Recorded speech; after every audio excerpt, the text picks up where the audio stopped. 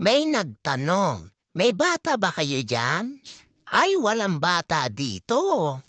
Yung batang nagkakalat ng laruan, galit pa 'pag niligpit.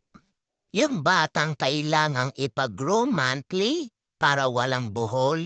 Yung batang kailangan dalhin sa arcade kasi may tantrums yan 'pag hindi sinakay.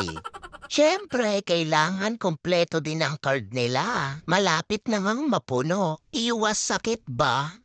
Kailangan naka-aircon din 'pag matutulog. Sila daw kasi magbabayad ng bills. Kahit sa grocery, kasama din yan. Subukan mong iwan, hindi yan kakain.